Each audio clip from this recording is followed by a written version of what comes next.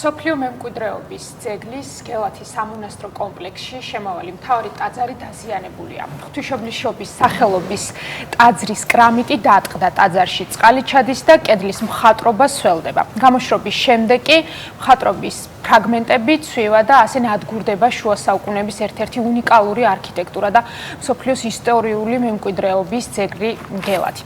სამწუხაროდ სპეციალისტები ამბობენ, რომ ის რაც გელათში უკვე განადგურდა, ვეღარ აღდგება. მიუხედავად იმისა, რომ კულტურული მემკვიდრეობის ძეგლის დაზიანების ფაქტზე საქართველოს ახალგაზრდა იურისტთა ასოციაციამ პროკურატურას მიმართა გამოძიება არ დაწყებულა. პროკურატურამ საქმე ფინანსთა სამინისტროს საგამოძიებო სამსახურში გადაამისამართა. შესაბამისად, ამჟამად გამოძიება მიმდინარეობს იმის შესახებ, რამდენად კანონიერად დაიხარჯა გელათის რეაბილიტაცია კონსერვაციისთვის გამოყოფილი ფინანსები. ამის ფონზე კი დიდთოვლობამ იმერეთში და ახლა უკვე გაზაფხულის უხმა ნალექმა გელათის გადარჩენის საკითხი კიდევ ერთხელ კითხვის ნიშნის ქვეშ დააყენა. სამონასტრო კომპლექსი ბაგრატის საკათედრო ტაძართან ერთად იუნესკოს სოფლიო მემკვიდრეობის ნუსხაში 1994 წელს შევიდა და სოფლიო მემკვიდრეობის კომიტეტის 2010 წლის გადაწყვეტილებით ის უკვე 15 წელია სოფლიო მემკვიდრეობის საფრთხის ქვეშ მყოფ ძეგლთან ნუსხაშია. რა მდგომარეობაა ახლა გელათის ტაძარში და ვინ არის პასუხისმგებელი სოფლიო მემკვიდრეობის ძეგლის დაზიანებაში? საკითხით გამომძიებელ ჟურნალისტთა გაერთიანება აი ფაქტი ჯერ კიდევ 5 წლის წინ დაინტერესდა. ისინი აგროვებდნენ დეტალურ ინფორმაციას, როგორც საპროექტო დოკუმენტაციის ხარვეზებზე, ისე სამუშაოების დროს გამოვლენილ გულგრილობაზე, გაფლანგულ ბიუჯეტზე, რეკონსტრუქციის პროცესში არაკომპეტენტური პირების მონაწილეობისა და მათ გულგრილობაზე, სწორედ მათ მიერ მომზადებული ფილმის ჩვენება იგეგმება დღეს საგამოძიებო ფილმი სახელწოდებით ეროვნული მარცხი, რომელიც გელათის გასაჭირს ეხება. თემაზე საუბარს უფრო ვრცლად აი ფაქტის რედაქტორთან ერთად გავაგრძელებთ მანჩო ღოღობერიძე დღეს ჩვენი სტუმარი, რომელიც სტუდიაში შემოგვიერთდება. მოგესალმებით. გამარჯობა, შემოგვიერთდეთ. სასიამოვნოა თქვენი სტუმრობა, მანჩო, მადლობა რომ იღებთ დაიწყდეთ. და ასევე შემოგვიერთდება ჟურნალისტი, რომელიც უშუალოდ ქუთაისთან მუშაობდა ამ საკითხზე და ყოველთვის მნიშვნელოვანია მობილური ჯგუფები, რომლებიც უშუალოდ ობიექტს აფასებდნენ ხოლმე და ამით არის ეს ფილმიც ალბათ გამორჩეული, რომლის ხილვის საშუალებაც ქუთაისში უკვე ქონდათ, როგორც ვიცი, გუშინ და უკვე დღეს თბილისშიც ნახავენ. თუმცა მანამდე ახლა ამჟამად რა ვითარება გელათში საინტერესოა იმ უხინალექის ფონზე, რაც ვეხილეთ ჩვენ ამ კვირის მანძილზე და დღესაც გრძელდება, ვიცით.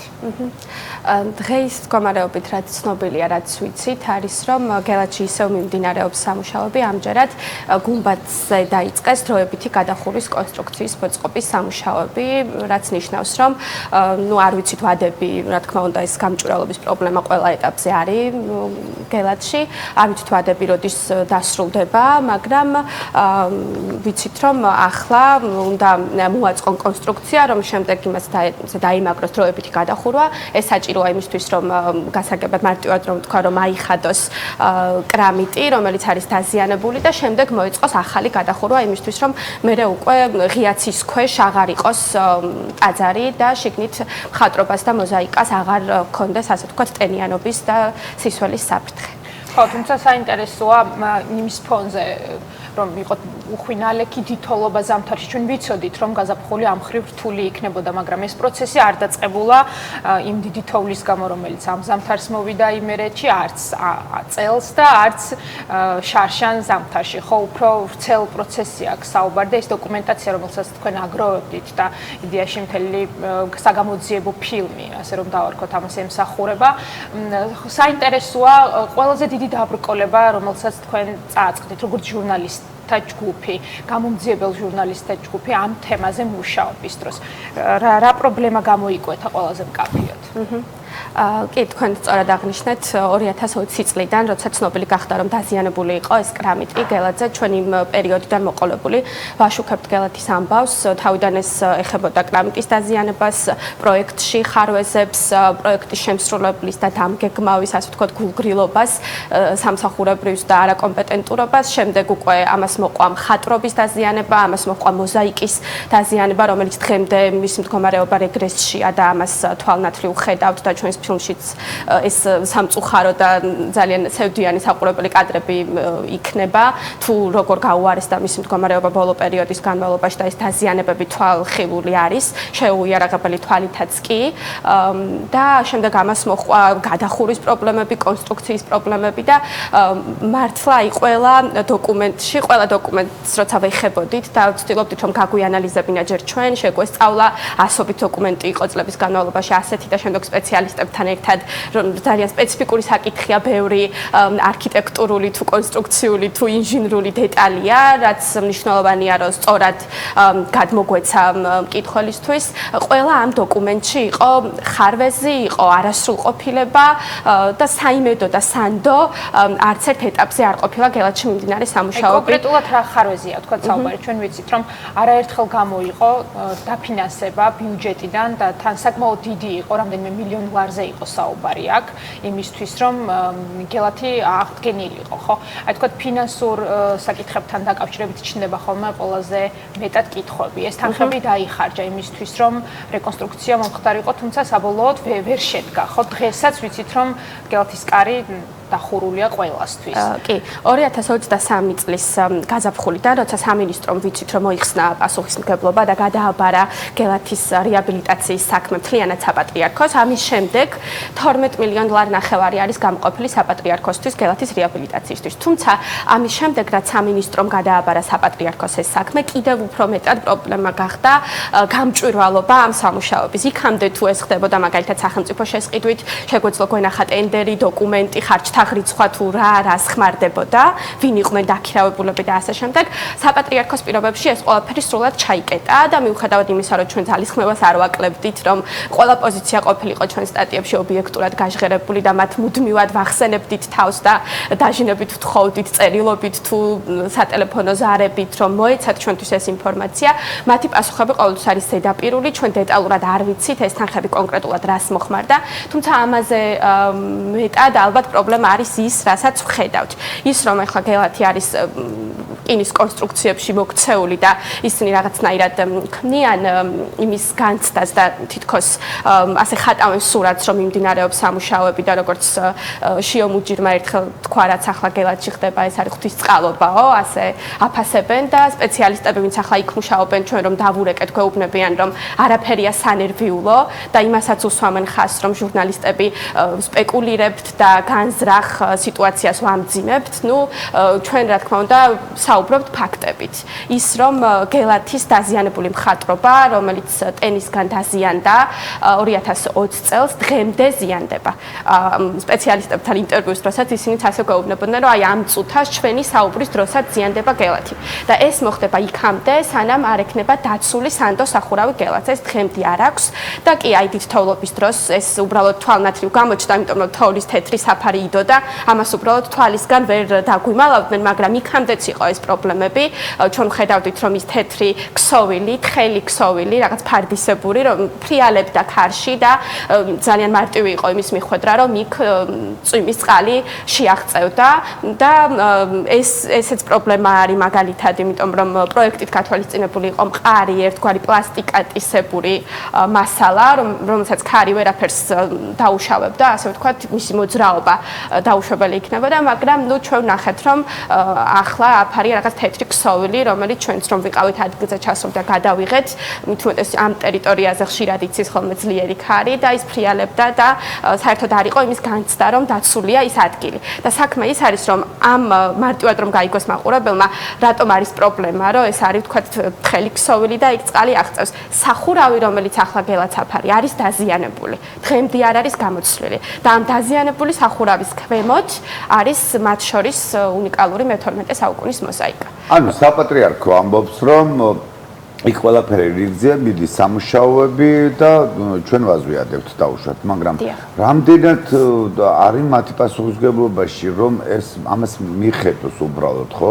ამ მემკვიდრეობას, რომელიც ამდენი საუკუნეებია მოვიდა ჩვენამდე, რომ მიხედოს ამ ერთხელაც ამდენი, რომ როგორც აღმოჩნდა მაშინდელმა კულტურის მინისტრმა, რომელსაც ეს ევალებოდა, არ გააკეთა, ვერ გააკეთა, არ შეასრულა თუ რაც გინდა ის დაარქვათ, მაგრამ ფაქტია. რამდენად ამბობენ ამას, რომ ჩვენ გვევალება და ჩვენ ამას გავაკეთებთ. რა თქმა უნდა, აი დებულების დონეზე და ოფიციალური დოკუმენტების დონეზე ეს მათ გააზრებული აქვთ და იციან 2023 წლის გაზაფხულზე, როცა მათ ეს გადაიბარეს, მაშინ შეიქმნა სპეციალური კომიტეტი, გელათის რეაბილიტაციის დროებითი კომიტეტი, ასე ჰქვია. მისი ხელმძღვანელი არის შიო მუჯირი, უშუალოდ სამუშაოებს ხელმძღვანელობს არქიმანდრიტი კირიონონიანი და ისინი ღიად მედიასთანაც საუბრობენ, მაგრამ ყოველთვის საუბრობენ, რომ ყველაფერი არის კარგად, ისინი ზედმიწევნით მიუყვებიან პროცესს და სანერვიულო არაფერი არ არის ამ სიტყვებითაც მოგმართავენ. იმასაც დაგვპირდნენ, რომ ადრე გამჭვირვალობა პრობლემა იყო მედიასთან და ახლა ამას გამოვასწორებთო, თუმცა ეს ასე არ ხდება, ჩვენთან ისინი არ საუბრობენ. რაც შეეხება პასუხისმგებლობას, კი, ახლა სრულიად გელათში მიმდინარე სამუშაოებზე იქნება ეს მხატვრობის ნაწილი, მოზაიკის ნაწილი, იქნება ეს წმინდა გიორგის ტაძარი თუ მთავარი ტაძარი, გადახურვა გუმბათის თუ უშუალოდ ტაძრის, მთლიანად ამ ყველაფერზე პასუხისმგებლობა აკისრია საპატრიარქოს, თუმცა მთავარი, ასე ვთქვათ, შეცდომა, რაც მათ დაუშვეს, ეს იყო დროის გაფლანგვა და ეს დროის, ასე ვთქვათ, განზრახ გაჭიანურება და გელათისთვის ასეთ ძვირფასი ხო? დრო, როცა მართლა ყოველი დღე შეიძლება იყოს მნიშვნელოვანი, როცა დაზიანებული მხატვრობა უარესდება, რეგრესში მიდის, მაგალითად ის იყო გამომარილებული ეს მხატვრობა, აკერცლილი იყო ზედა ფენა და დღემდე არ მიმდინარეობს ძირფესვიანი სამუშაოები მის აღსადგენად და საპატრიარქოს შემთხვევაში მათ გაფლანგეს დრო და იყო შემთხვევები, როდესაც მაგალითად ჯერ კიდევ 2020 წელს იყო ცნობილი, რომ ეს ცნობილი ისტორიული ღვთისმშობლის მოზაიკა იყო იმ ადგილას, სადაც ჩავიდა წყალი, მაგრამ 3 წელი ისე გავიდა 2023 წლამდე საფუძვლიანად არავის უკვლევია დაზიანებული იყო თუ არა საერთოდ მოზაიკა. ხარაჩოც კი არ მოუწყვიათ, რომ იქ ახლოს ვინმე მისულიყო და ვიზუალურად ენახა რა სჭირდა ამ ძეგლს. და ახლოს მისვლას ცდილობდნენ მხოლოდ ჟურნალისტები, მათ შორის გამომძიებელი ჟურნალისტები, რომლებიც ხშირად სვამდნენ კითხვას და სწორედ მათ მიერ მოწოდებული მასალების საფუძველზე ვაფასებდით მე ჩვენს იმ მდგომარეობას, რაც ხდებოდა გელათში. ერთ-ერთი ჟურნალისტი, რომელიც მუშაობდა საგამოძიებო ფილმზე, თამუნა ქიმაძე, ახლა შემოგვიერთდება ქუთაისიდან, თუ ესმის ჩვენი ხმა, საინტერესო პირველ რიგში რა ხდება ადგილზე ახლა, იმიტომ რომ ვიცით, რომ უხვი ნალექი იყო ქუთაისშიც, ისე როგორც თბილისში, ხო, გასული დღების განმავლობაში და დღესაც გრძელდება. რა ვითარებაა ადგილზე, თუ გაქვთ ინფორმაცია? მოგესალმებით, პირველ რიგში მადლობა, რომ ჩამრთეთ და მოგვეცით შესაძლებლობა ამ თემაზე ვისაუბროთ. ახლა როგორც ჩვენთვის არის ცნობილი, გერმანული კომპანია Quadrexia ჩამოსული, რომელიც მუშაობს გუმბათის დროებითი გადახურვის კონსტრუქციაზე. ჯერჯერობით სამუშაოები დასრულებული არ არის, ამას ართულებს ამინდიც, იმიტომ რომ წვიმიანი დღეებია ქუთაისში და შესაბამისად ჯერჯერობით დასრულებული არ არის, თუმცა სამუშაოები მიმდინარეობს. რამდენად სწორად და ხარისხიანად მიმდინარეობს, ამაზე და პროექტზეც მან ჩამ როგორც მოვისმინე ნაწილობრივ ვისაუბრო და ვამატებ იმას, რომ პრობლემა არის მაინც რჩება ის, რომ დროებითი გადახურვის კონსტრუქცია, ის სარტყელი, რომელიც გუმბათის დროებით გადახურვის კონსტრუქცია, რომელსაც უნდა დაეყრდნოს, ეხება ტაძრის სტრუქტურას და ეს ასე არ უნდა ყოფილიყო. ეს არის ერთ-ერთი პრობლემა, რაც რეალურად მნიშვნელოვანი პრობლემაა. და გამოწვევად რჩება.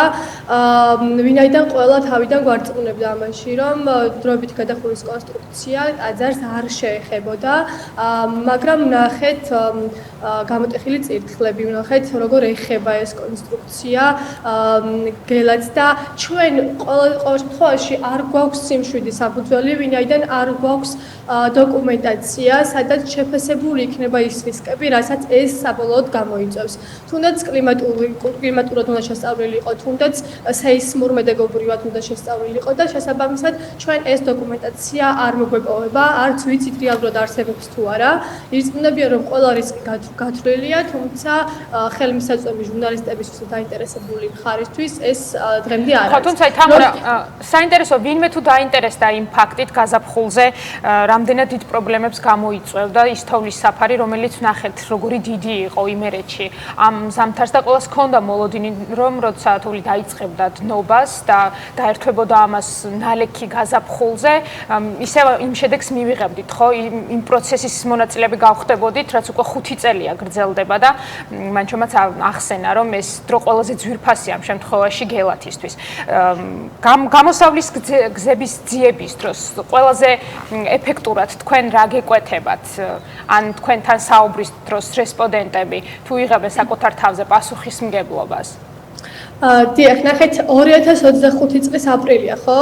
დღეს და დღემდე არ არის აწვირთული გელათის რეაბილიტაციის კომიტეტის საიტზე არანაირი დოკუმენტი, სადაც ჩვენ შესაძლებლობა გვექნებოდა გვენახა, რა მდგომარეობაშია ახლა, აი ამ დიდთოვლობის, როგორც თქვენ ახსენეთ, დიდთოვლობის და უხვინალექის შემდეგ მხატვრობა და მოზაიკა. ჩვენ არ გვაქვს არანაირი ფოტოდოკუმენტაცია და ანალიზი ამის, შეიძლება თავად გააკეთეს, მაგრამ ეს ჩვენთვის ხელმისაწვდომი არ არის და არადა ძალიან მნიშვნელოვანია, ხო, ეს ვინაიდან ვიცით როგორ იდო საკურთხევლის აფსიდზე თოვლი, რომელიც დაზიანებული კრამიტია და შესაბამისად ეს პრობლემას წარმოადგენს. ასევე წმინდა გიორგის ეკლესია, რომელიც არ უნდა დაგვავიწყდეს, რადგან გელათის სამონასტრო კომპლექსის ერთ-ერთი შემადგენელი ნაწილია და თუ საკურთხევლის აფსიდზე რამდენიმე დღის შემდეგ ეს თოვლი გადაითოვლა, წმინდა გიორგის ეკლესიისთვის ყურადღება არავის არ მიუქცევია. არადა აქაც გვაქვს დაზიანებული მხატვრობა და შესაბამისად აქაც არის პრობლემა. გამოსავალს რაც შეეხება, გამოსავალი არის ისევ ის, რომ ამ პროცესში ჩართული უნდა იყოს ყველა დაინტერესებული მხარე, გულისხმობ სპეციალისტების ჯგუფს, რომლებსაც არ აკარებენ ახლოს და არ აქვს შესაძლებლობა დასვან თავიანთვის მნიშვნელოვანი. ბოდიში რო გაწყვეტინებთ რა. ჩვენ ჟურნალისტებს ძალიან ადვილად შეგვიძლია, როდესაც საქმეს შევისწავლით, საკითხს შევისწავლით, ხო? მე რაღაცა ჩვენი სუბიექტური დასკვნები გავაკეთოთ, რატომ? ყველა წვიმაზე, ყველა თოვლზე, აი ამ დამსკდარ კრამიტებს რომ გადავაწყდებით ხოლმე, სოციალურ ქსელში არ შეიძლება ადამიანი და ქართველი არ შეწუხდეს. შენ პროფესიონალს, რომელმაც ამდენი იბრძოლე, რომ მეტი გაგეგო, რატომ ხდება ასე? რა პასუხი მიიღე კითხვაზე? რატომ? აი რა არაშია საქმე. ვინ ეჯიბრება ერთმანეთს? ან ვინ არ ვიცი, რაღაცა კუნთებს აჩვენებენ ერთმანეთს. აი არ ვიცი როგორ ავხსნა ვერ ხვდებით და იქნებ შენ აგვიხსნა ადამიანმა, რომელმაც ასე ახლოს შეისწავლე ეს საკითხი. რატომ ხდება ასე გელათში დღემდე? მე ვიტყოდი, რომ გელათი ეწირება ძალაუფლებისთვის ბრძოლას. და ჩემი აზრით, ჩემი სუბიექტური აზრით, ძალიან ანუ ხშირ შემთხვევაში ეს არის არა მხოლოდ დაუდევრობა, არამედ არ გათვალისწინება და პრობლემის არ აღიარება. 2020 წლიდან ჩვენ სააგენტომ არ აღიარა ეს პრობლემა და აქედან დავიწყოთ, მოდით ყველაფერი რა. პრობლემა სანამ არ აღიარებ, რომ იქ წყალი ჩადის და ის პრობლემას ქმნის მხატვრობისთვის და მანამდე ვერ გამოასწორებ, ხო? და შესაბამისად ეს საკითხი კვლავ აქტუალური დარჩება. არც 2020 წელს, არც სააგენტო არ აღიარებდა, რომ გელათში წყალი ჩადიოდა და დღესაც ჩვენ ჟურნალისტებს, მეც, მანჩოსაც ძალიან ხშირად გვიწევს ხოლმე იმის მტკიცება, რომ გელათის დროებითი გადახურვის კონსტრუქცია ეხება ტაძრის სტრუქტურას და არ უნდა ეხებოდეს.